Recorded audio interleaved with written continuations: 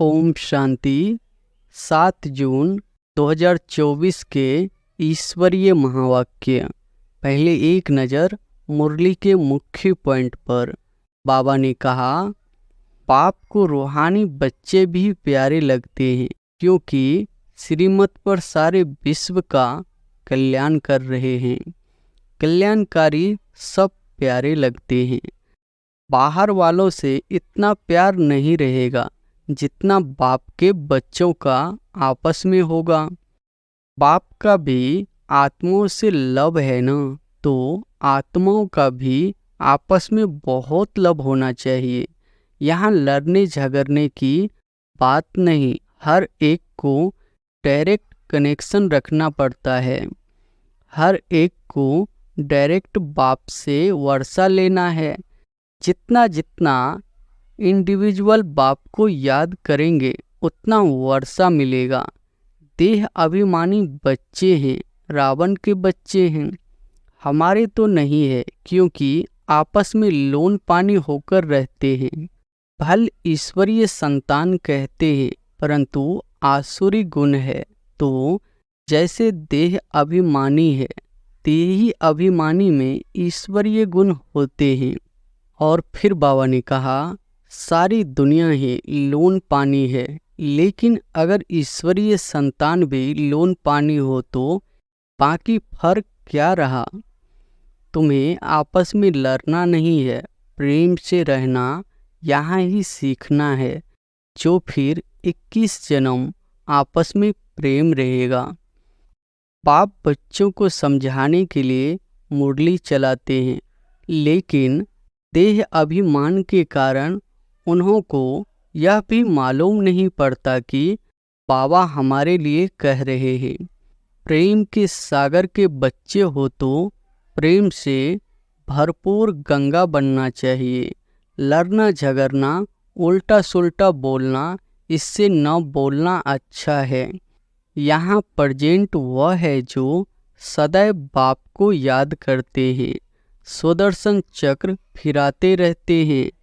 बाप कहते हैं, उठते बैठते तुम अपने को सुदर्शन चक्रधारी समझो। भूलते हो तो अपसेंट हो जाते हो। जब सदैव प्रेजेंट होंगे तभी ऊंच पद पाएंगे। और फिर लास्ट में बाबा ने कहा, अगर कोई चीज़ से प्रीत होगी तो अंत काल में वह याद आती रहेगी। खाने का लोभ होगा तो मरने के समय वह चीज़ ही याद आती रहेगी। यह खाऊं फिर पद भ्रष्ट हो पड़ेगा। लोभ भी कम नहीं, लोभ है तो पिछारी समय वही याद आता रहेगा। नहीं मिला तो उसी आस में मर जाएंगे। इसलिए तुम बच्चों में लोभ आदि भी नहीं होनी चाहिए। बाप की याद को एकदम सीने से लगा दो। बाबा, ओहो बाबा, बाबा बाबा मुख से कहना भी नहीं है। अजपा जाप चलता रहे। कर्मातीत अवस्था में यह शरीर छूटे तब ऊंच पद पा सकते हो। और अब सुनते हैं महावाक्यों को विस्तार से। मुरली का सार है, मीठे बच्चे, तुम आपस में रूहानी भाई भाई हो। तुम्हारा एक दो से अति प्यार होना चाहिए। तुम प्रेम से भरपूर गंगा बनो, कभी भी लड़ना झगड़ना नहीं। प्रश्न है, रूहानी बाप को कौन से बच्चे बहुत बहुत प्यारे लगते हैं। उत्तर है, जो श्रीमत पर सारे विश्व का कल्याण कर रहे हैं, जो फूल बने हैं, कभी भी किसी को कांटा नहीं लगाते, आपस में बहुत बहुत प्यार से रहते हैं, कभी रूठते नहीं। ऐसे बच्चे बाप को बहुत बहुत प्यारे लगते हैं। जो देह अभिमान में आकर आपस में लड़ते हैं, लोन पानी होते हैं, वह बाप की इज्जत गवाते हैं। वह बाप की निंदा कराने वाले निंदक है। ओम शांति। जैसे रूहानी बच्चों को अब रूहानी बाप प्यारा लगता है, वैसे रूहानी बाप को रूहानी बच्चे भी प्यारे लगते हैं, क्योंकि श्रीमत पर सारे विश्व का कल्याण कर रहे हैं। कल्याणकारी सब प्यारे लगते हैं। तुम भी आपस में भाई भाई हो तो तुम भी जरूर एक दो को प्यारे लगेंगे। बाहर वालों से इतना प्यार नहीं रहेगा जितना बाप के बच्चों का आपस में होगा। तुम्हारा भी आपस में बहुत बहुत प्यार होना चाहिए। अगर भाई भाई यहाँ ही लड़ते झगड़ते हैं या प्यार नहीं करते तो वह भाई नहीं ठहरे। तुम्हारा आपस में लव होना चाहिए। बाप का भी आत्माओं से लव है ना, तो आत्माओं का भी आपस में बहुत लव होना चाहिए। सतयुग में सब आत्माएं एक दो को प्यारी लगती है, क्योंकि शरीर का अभिमान टूट जाता है।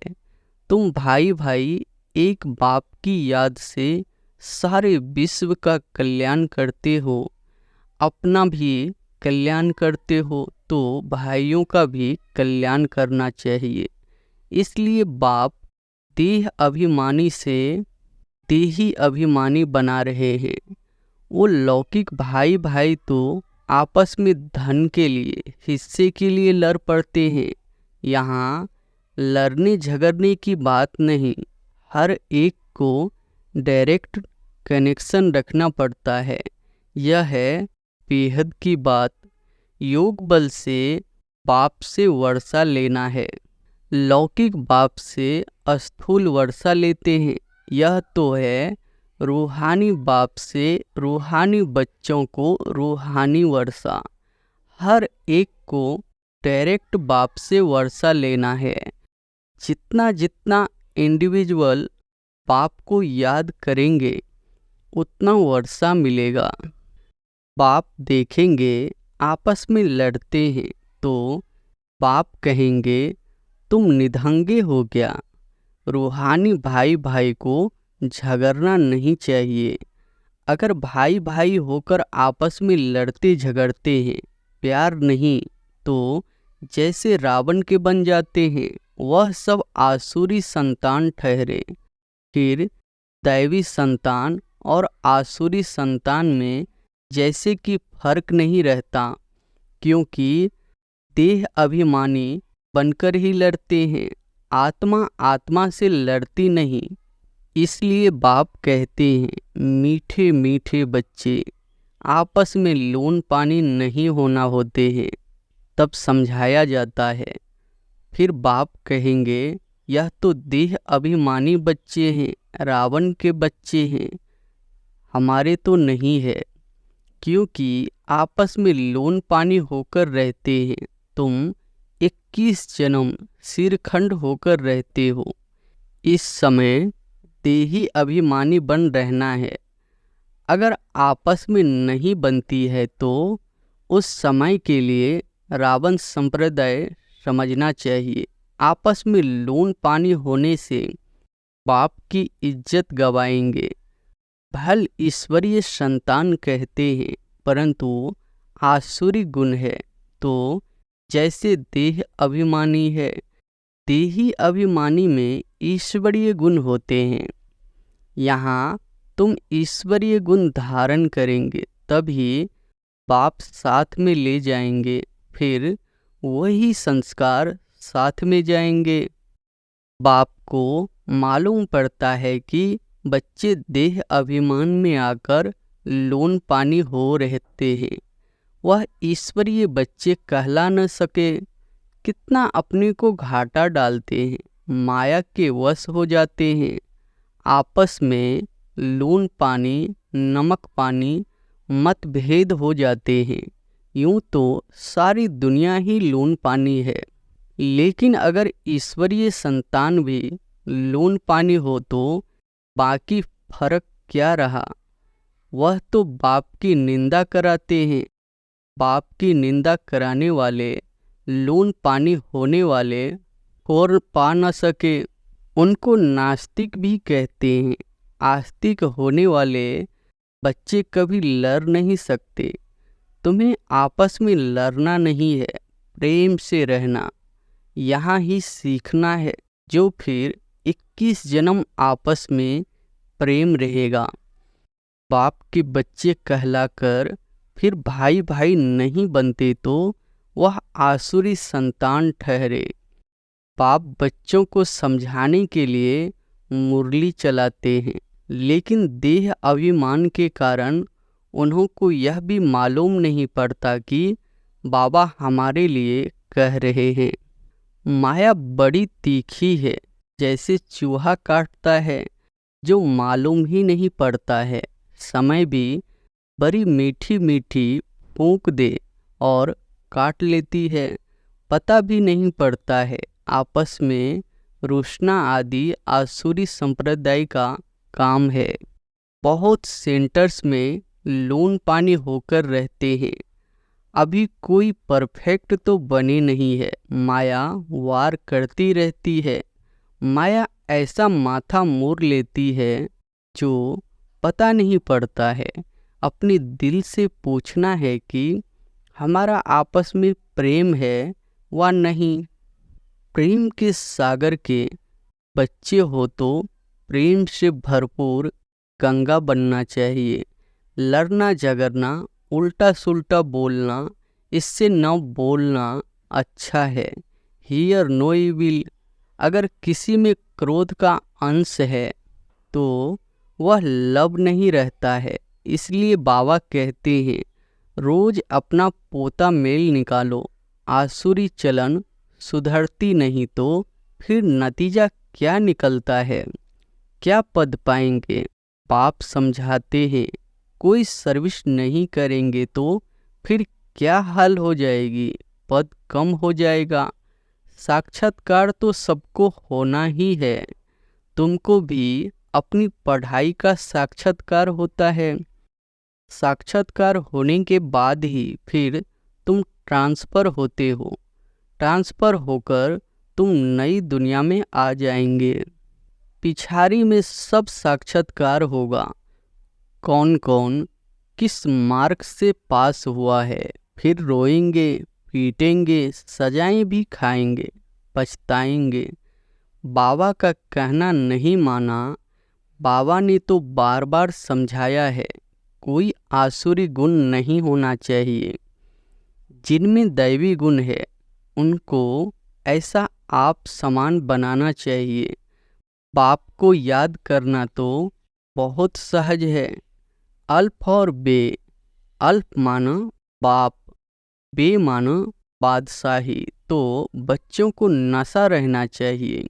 अगर आपस में लून पानी होंगे तो फिर ईश्वरीय औलाद कैसे समझेंगे। बाबा समझेंगे यह आसुरी औलाद है, माया ने इसे नाक से पकड़ लिया है। उनको पता भी नहीं पड़ता है। सारी अवस्था डमाडोल, पद कम हो पड़ता है। तुम बच्चों को उन्हें प्रेम से सिखाने की कोशिश करनी चाहिए। प्रेम की दृष्टि रहनी चाहिए।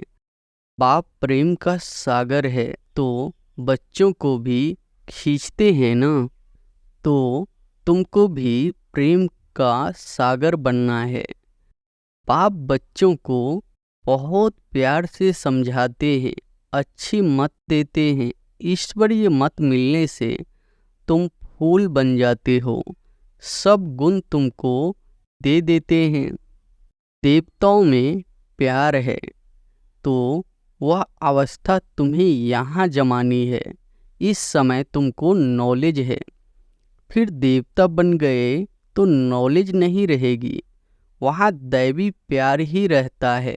तो बच्चों को अब दैवी गुण भी धारण करने हैं।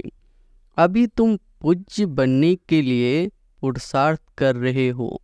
अभी संगम पर हो। बाप भी भारत में आते हैं, शिव जयंती मनाते हैं, परंतु वह कौन है, कैसे, कब आते, क्या करते हैं, यह नहीं जानते। तुम बच्चे भी अभी नंबरवार पुरुषार्थ अनुसार जानते हो। जो नहीं जानते वह किसको समझा भी नहीं सकते, फिर पद कम हो जाता है। स्कूल में पढ़ने वालों में कोई की चलन खराब होती है तो कोई की सदैव अच्छी चलन रहती है। कोई प्रेजेंट रहे, कोई अब्सेंट। यहाँ प्रेजेंट वह है जो सदैव बाप को याद करते हैं, सुदर्शन चक्र फिराते रहते हैं। बाप कहते हैं उठते बैठते तुम अपने को सुदर्शन चक्रधारी समझो, भूलते हो तो अब्सेंट हो जाते हो। जब सदैव प्रेजेंट होंगे तभी ऊंच पद पाएंगे, भूल जाएंगे तो कम पद पाएंगे। बाप जानते हैं अभी टाइम पड़ा है। ऊंच पद पाने वालों की बुद्धि में यह चक्र फिरता होगा। कहा जाता है शिव बाबा की याद हो, मुख में ज्ञान अमृत हो, तब प्राण तन से निकले। अगर कोई चीज से प्रीत होगी तो अंत काल में वह याद आती रहेगी। खाने का लोभ होगा तो मरने के समय वह चीज ही याद आती रहेगी, यह खाऊं, फिर पद भ्रष्ट हो पड़ेगा। बाप तो कहते हैं सुदर्शन चक्रधारी होकर मरो और कुछ भी याद न आए। बिगर कोई संबंध जैसे आत्मा आई है वैसे जाना है। लोभ भी कम नहीं, लोभ है तो पिछाड़ी समय वही याद आता रहेगा, नहीं मिला तो उसी आस में मर जाएंगे। इसलिए तुम बच्चों में लोभ आदि भी नहीं होना चाहिए। बाप समझाते तो बहुत है परंतु समझने वाले कोई समझे। बाप की याद को एकदम सीने से लगा दो। बाबा, ओहो बाबा, बाबा बाबा मुख से कहना भी नहीं है। अजपा जाप चलता रहे। बाप की याद में कर्मातीत अवस्था में यह शरीर छूटे तब ऊंच पद पा सकते हो। अच्छा, मीठे मीठे सिकिलधे बच्चों प्रति माता पिता बाप दादा का याद प्यार और गुड मॉर्निंग। रूहानी बाप की रूहानी बच्चों को नमस्ते। धारणा के लिए मुख्य सार पहली पॉइंट है प्रेम से भरपूर गंगा बनना है। सबके प्रति प्रेम की दृष्टि रखनी है। कभी भी मुख से उल्टे बोल नहीं बोलने हैं। दूसरी पॉइंट है किसी भी चीज में लोभ नहीं रखना है। सुदर्शन चक्रधारी होकर रहना है। अभ्यास करना है कि अंत समय कोई भी चीज याद न आए। वरदान है पुरानी देह व दुनिया की सर्व आकर्षणों से सहज और सदा दूर रहने वाले राज्य ऋषि भव। पुरानी देह व दुनिया की सर्व आकर्षणों से सहज और सदा दूर रहने वाले राज्य ऋषि भव।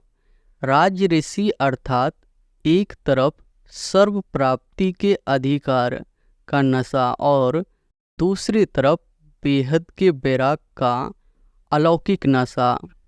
वर्तमान समय इन दोनों अभ्यास को बढ़ाते चलो।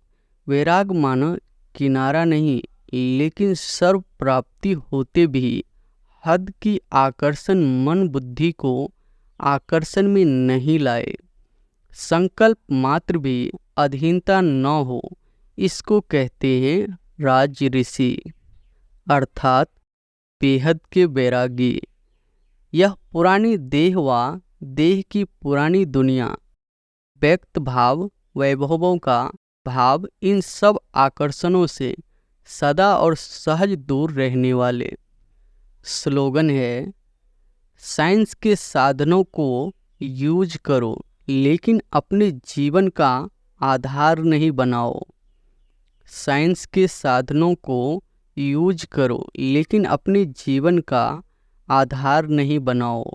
मातेश्वरी जी के मधुर महावाक्य। देखो, मनुष्य कहते हैं कौरवों और पांडवों की आपस में कुरुक्षेत्र में लड़ाई लगी है। और फिर दिखाते हैं पांडवों का साथी डायरेक्शन देने वाला श्री कृष्ण था। तो जिस तरह स्वयं प्रकृति पति है उसकी तो विजय जरूर होगी। देखो सभी बातें मिला दी है। अभी पहले तो इस बात को समझो कि प्रकृति पति तो परम आत्मा है। श्री कृष्ण तो सतयुग का पहला देवता है। पांडवों का सारथी तो परमात्मा था। अब परमात्मा हम बच्चों को कभी हिंसा नहीं सिखला सकता है। न पांडवों ने हिंसक लड़ाई कर स्वराज लिया। यह दुनिया कर्म क्षेत्र है जिसमें मनुष्य जैसा जैसा कर्म कर बीज बोता है वैसा अच्छा व बुरा फल भोगता है। जिस कर्म क्षेत्र पर पांडव अर्थात भारत माता शक्ति अवतार भी मौजूद है, परमात्मा भारत खंड में ही आते हैं। इसलिए भारत खंड को अविनाशी कहा जाता है। परमात्मा का अवतरण खास भारत खंड में हुआ है क्योंकि अधर्म की वृद्धि भी भारत खंड से हुई है। वहाँ की ही परमात्मा ने योग बल द्वारा कौरव राज खत्म कर पांडवों का राज स्थापन किया। तो परमात्मा ने एक आदि सनातन धर्म स्थापन किया, परंतु भारतवासी अपने महान पवित्र धर्म और श्रेष्ठ क्रम को भूल अपने को हिंदू कहलाते हैं। बेचारे अपने धर्म को न जान औरों के धर्म में जुट गए हैं। तो यह बेहद का ज्ञान बेहद का मालिक खुद ही बताता है। यह तो अपने स्वधर्म को भूल हद में फंस गए हैं, जिसको कहा जाता है अति धर्म ग्लानि। क्योंकि यह सब प्रकृति के धर्म है, परंतु पहले चाहिए स्वधर्म। तो हर एक का स्वधर्म है कि मैं आत्मा शांत स्वरूप हूँ। फिर अपनी प्रकृति का धर्म है देवता धर्म। यह 33 करोड़ भारतवासी देवताएं हैं। तभी तो परमात्मा कहता है अनेक देश के धर्मों का त्याग करो, सर्वधर्मानि परित्यज्य। इस हद के धर्मों में इतना आंदोलन हो गया है, तो अब इन पद के धर्मों से निकल बेहद में जाना है। उस बेहद के बाप सर्वशक्तिवान परमात्मा के साथ योग लगाना है। तो सर्वशक्तिवान प्रकृतिपति परमात्मा है, न कि श्री कृष्ण। तो कल पहले भी जिस तरह साक्षात प्रकृतिपति परमात्मा थे, उनकी विजय गाई हुई है। अच्छा, ओम शांति।